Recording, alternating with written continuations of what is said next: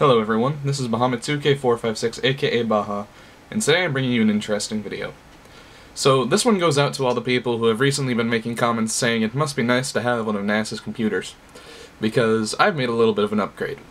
To be completely honest, I've gotten a new laptop.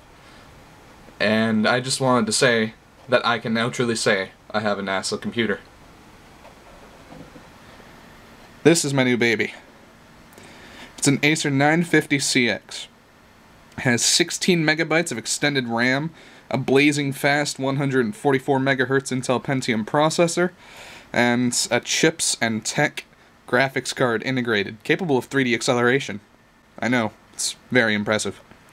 This thing can play such games as The Legend of Kros, Pac-PC, Mario, Liero, you name it, it can play it. There is one exception. I unfortunately was not able to get Chex Quest, which is a beautiful game running on this computer, which is understandable because it's such a recent release. I know that you guys usually get a little bored unless I show some gameplay, so I'll go ahead and indulge you guys with some Pac-Man while I'm talking. So, this laptop has a great many features. If you've ever owned one of these, you will know very well how awesome it is to take one apart. It's extremely simple, and it definitely does not have an amazingly complex sort of... Hold on, I want to listen to this. Okay, it definitely does not have an amazingly complex build structure. It didn't take me 3 hours to get the thing apart and working at all, and it definitely never, ever crashes.